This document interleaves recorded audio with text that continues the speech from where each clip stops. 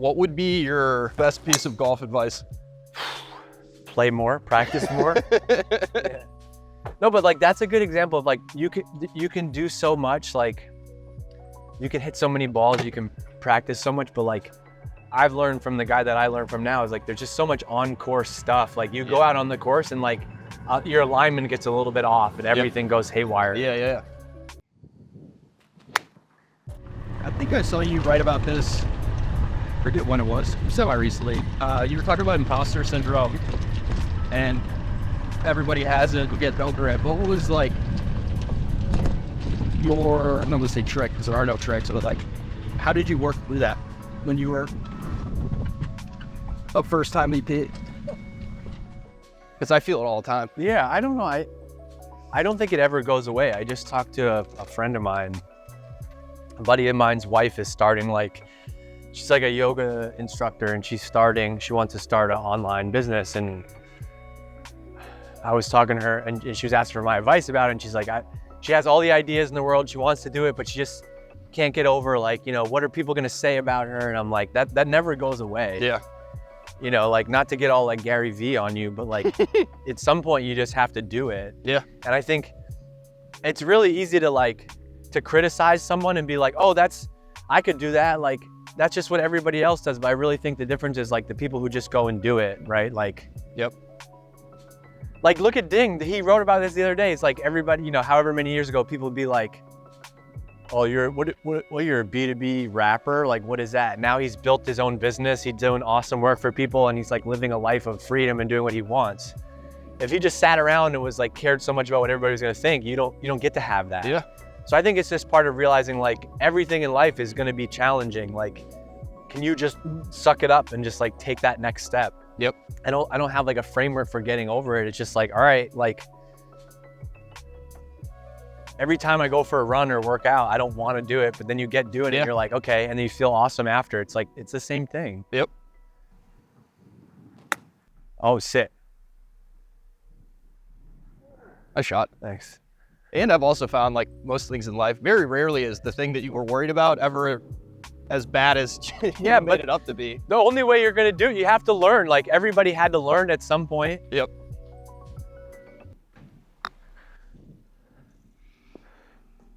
Nice. I think it's like anything in life, right? Like the reason you have imposter syndrome is really because deep down you care what other people think about you. Yeah. And that's normal. Even in golf, you're like, oh my God, I gotta play golf with this person. I'm so embarrassed, like I'm not that good at it. Nobody cares. I don't care how you're doing. I'm out here thinking about my own game. Like it doesn't matter, right? Yep. I did not hit it hard enough. I think the other thing was also like, as I got going in my career a little bit, you realize there's a lot of people out there who have faked it and are not very good and are at a high level. And once you get around them, you're like, I've slowly started to realize that. Yeah. Like, I'm not gonna call anybody out, but I've worked with a couple of people that I'm like, that guy's a clown. Yes. And I know that behind the scenes now. And this person is some big time whatever. Yes. Those things are very liberating for me also. Yes. It's just like anything, like they say, like, don't meet your idols, right? Like everybody has flaws, whether you're Tom Brady or not. It's like, once you see that, you're like, oh, nobody is this perfect thing. And I think that was a big thing for me, is realizing like, oh yeah, okay, everybody's kind of figuring this thing out. What a pod. Thank you. All right, we made at least one birdie on the camera, so we're good. Just gonna loop that the whole time. Now there are some people who are really like next level talent and you're like, I'm not, okay, I understand why that person is so successful, but for every one of them, you meet someone who's like, really? Yeah.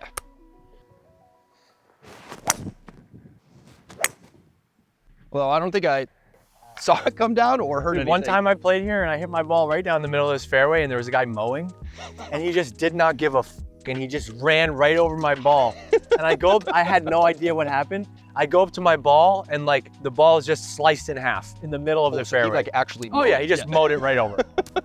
Thank you. I also think like the surrounding team and everything that you work with is so important to your success in marketing also. Like You have to be around a company that like wants to try things, wants to do new stuff, believes in marketing. Yep.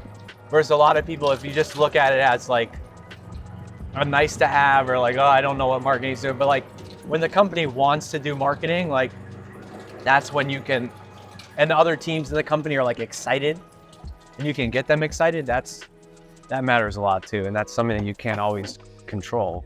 Did you realize that on your own, or was that something that DC kind of showed you? Yeah. It was like, I think he brought a whole culture of like marketing is really important to us.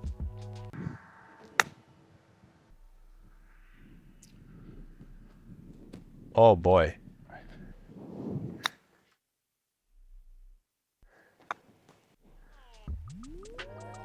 That's it. I haven't had like just a straight putt today.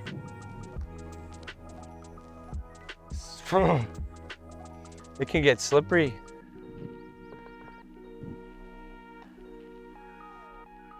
Come back. We're here on the 9th hole here at Rocky Ridge. There's a little pond up there. You want to try to hit it over this pond, or if you have to bail out, you can go over here, Mark. So I want you to send it. All right. Okay. We're way downwind right now, so it should be no problem. You hit over here, then you're gonna hit it on here, and then you're gonna 2-putt. You make it sound really easy. Yeah, and then something about AI. Yeah. Okay. AI is the future. Oh, Don't hit it over there. Oh, yeah. Ready for my lefty swing? Oh, yeah. See the least athletic thing in the world? How do you feel like your righty swing is gonna look?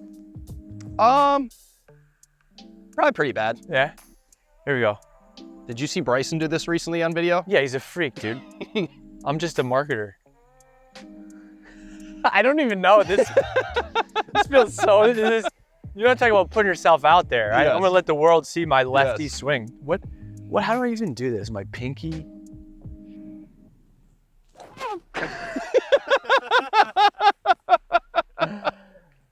Come on. We should play the whole hole out this way. We just got to get on the center of the face.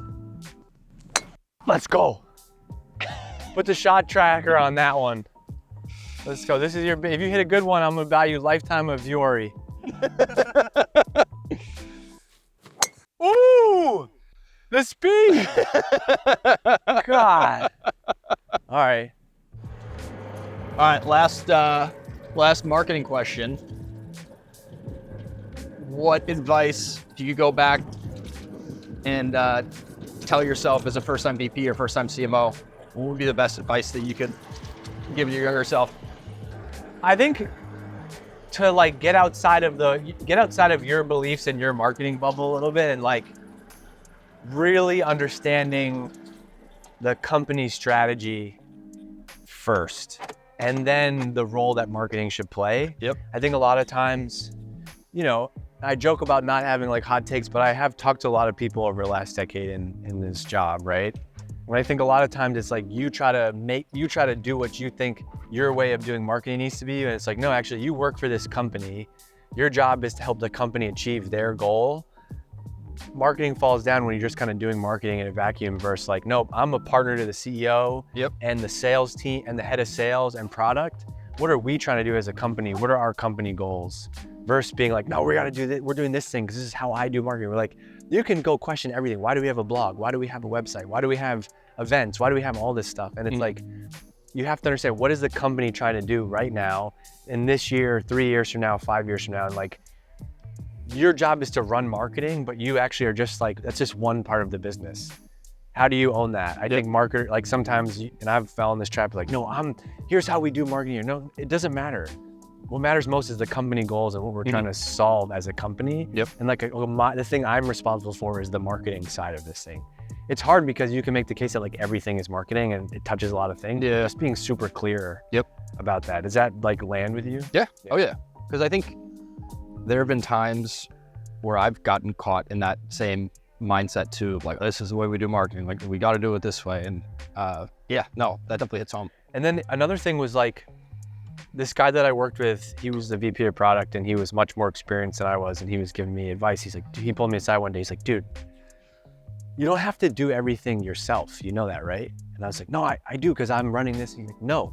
He's like, the CEO does not care if you achieve the goal through an intern, through outsourced VAs in the Philippines, through an agency, through whatever. Like, you're high, like the job to be done is to like hit this company goal.